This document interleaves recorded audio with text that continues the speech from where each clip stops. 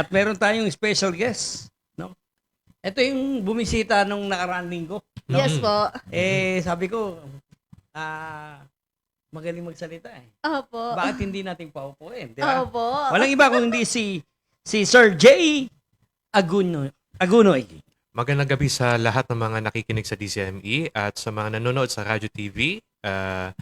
Okay. Ito'y hindi isang beses na nandito ako sa DCME.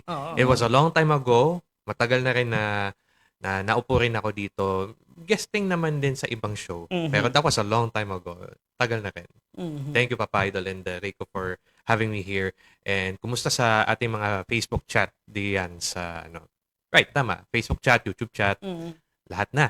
Kaya ang ating hashtag Pinaasang pag-ibig. pag-ibig. Makaka-relate kaya yung guest natin ngayon? Ay, hindi ko din alam eh. Pag-ibig, ano yun? Ha? Ano yung pag-ibig? Oo, siyempre. Bakit kailangan umasa? Yun nga, di ba? Malay mo, merong mga tao na hindi mo napahayagan ng damdamin mo dati. Until now, umaasa pa. Di ba? Yan ang hindi ko alam, hindi ko malalaman dahil may mga tao na sabihin natin na malalaman na lang nila pag bibigyan mo sila ng hint. Wala pa nagbibigay sa akin ng hint Wala eh. pa. Wala pa eh. Kaya hindi ko hinahanap. Kaya Kung hindi ko hinahanap, edi bakit ko hahanapin? Darating yan. Correct. Diba? Ang dami kong nakikita at ito, sa totoo lang, ang Pilipino romantiko. Ang Pilipino mahilig sa mga love stories. Pero madalas yung mga love stories noon, hindi ba mga kabiguan noon? Yun yung napasok sa isip ko. Syempre, ano lang tayo, magiging realistic lang tayo. Okay, ang pag-ibig kailangan commitment. Kung wala kang commitment, paano titibay yung pag-ibig? O di, kung di pa ako ready mag-commit sa pag-ibig, di wag muna, mag-focus muna ako sa career ko, kung ano mang ginagawa ko ngayon, kung saan ako masaya. Enjoy ko pa maging binata. Pero nag-try ka na magkaroon ng Hindi na talaga, wala na talaga. Papa Idol. Kumbaga, ang pag-ibig ko nasa ibang lugar. Oo. Kumbaga yung Passion. career na lang talaga Oo. nag-focus ka sa career. Tama. O, kung paano ko mailalagay yung sarili ko sa ganung lugar, kasi darating ang pag-ibig. Totoo yan. Oo. Darating- Kusa yan darating eh. Pag ipinilit mo ang pag-ibig, anong mangyayari sa'yo? Mabibigo ka lang ulit. Tama. Oo. Bakit mo sasaktan ng sarili mo? Oo. Bakit ka mag-i-invest ng energy mo? Bakit mo lalagay yung lakas mo para lang maghanap ng wala? Kaya wala nga. Oo. Kasi parang aasa ka lang sa pagkakataon na hindi naman siya yung itinakda. Tama. O, may tinadhana dyan eh. Oo. Bakit nga ganun nangyayari, no? Ang tao daw, kapag maligaya sa pag-ibig, malas sa karir. Kapag maganda ang karir, malas naman sa pag-ibig. Bakit ganun? It's all a matter of focus. Anong, Tama, correct. anong klaseng focus naman yan? Focus. Idol. Focus. Anong klaseng focus nga? So, kung hindi ka nakatutok sa iyong minamahal, Oo. o hindi ka nakatutok sa pag-please doon sa iyong minamahal, saan ka nakatutok? Doon sa pagmamahal mo sa sarili mo. Oo. Kahit man lang mahalin mo sarili mo. Mhm. Kahit man lang mahalin mo sarili. Totoo lang. Mhm. Kasi, yan, marami na, may mga storya na rin na kung saan may mga tao na medyo trigger warning lang, mga hindi na minamahal ang sarili nila to a point na napapahamak sila. Hanggang Sa totoo lang. Oo. umahantong sa hindi maganda. Oo. Correct yun. Mahantong sa mga, yung mga masasamang nangyari. Mas maganda talaga mag-focus na lang tayo sa career. No? Focus.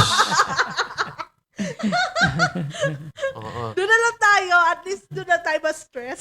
Oo. Diba? At Pero kung sa mga kaibigan mo, sa mga ano mo, wala naman silang sinasabi sa'yo na, wala. Jay, kailan ka ba may Wala. pakikilala sa amin, Jay. Awa ng Diyos, wala. Ah, Pero, kung ako'y may mga kaibigan ako na sila mag-partner sila at natutuwa ako sa kanila kasi nag-share sila ng hobbies nila eh.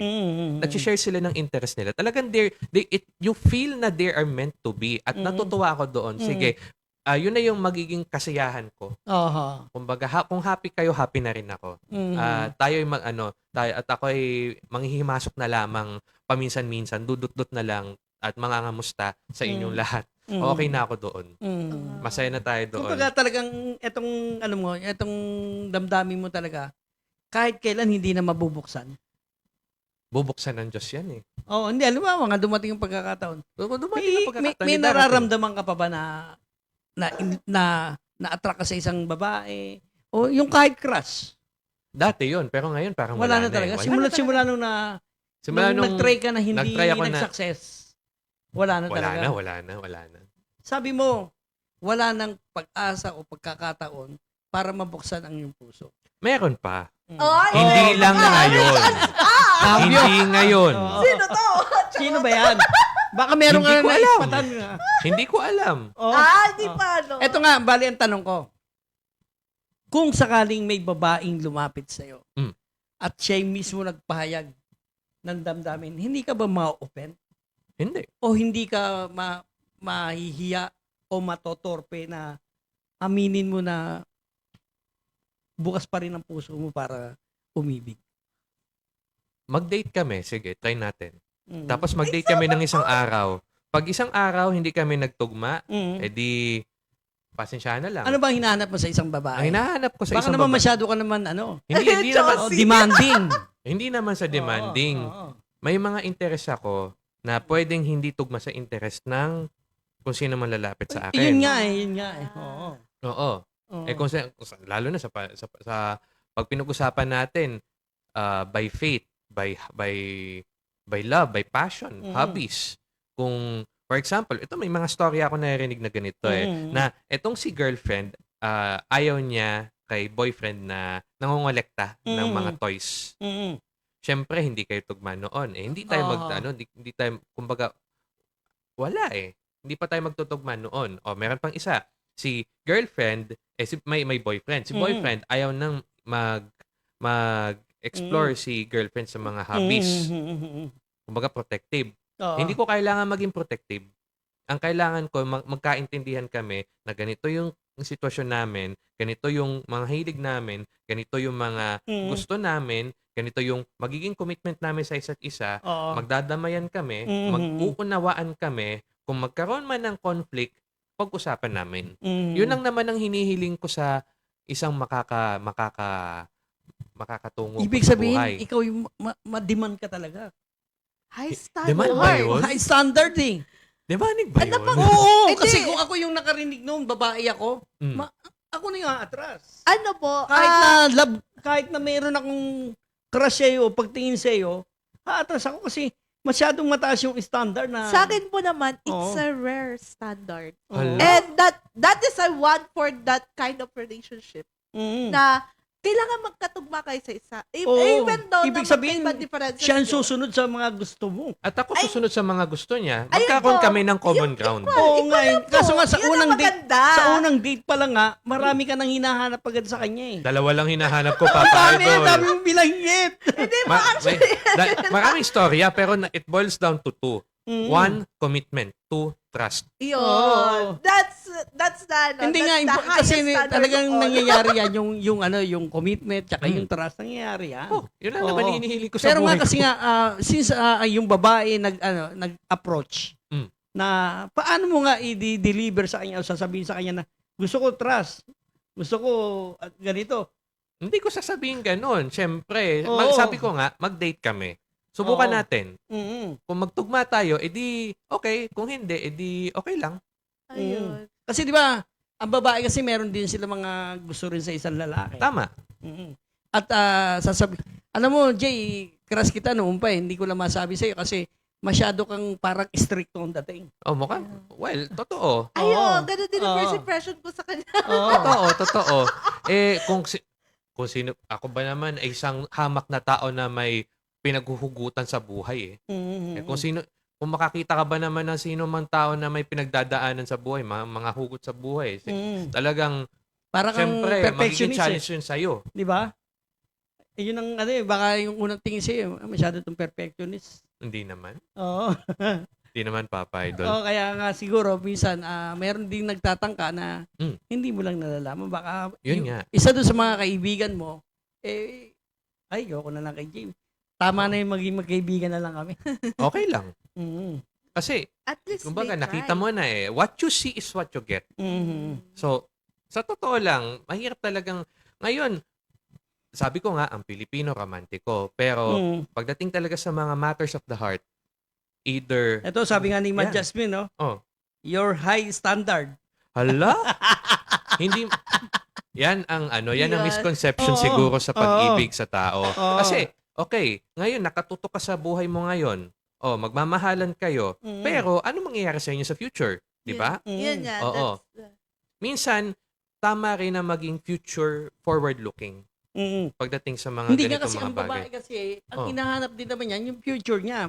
Future Pero niya, sa gusto- babae, ibig sabihin ako gagawa ng future para sa'yo. Hindi. Kumbaga, kung may future ka, sabihin mo. Kung may future ako, sasabihin ko. Mm. Magtugma tayo, edi suportahan tayo. Ayun po. Paano binabalansin niya? Mhm. Suportahan ta ka. Opo. Oh, paano nga kung ang yung nagka-crush sa'yo yung talagang wala. Pero crush ka niya.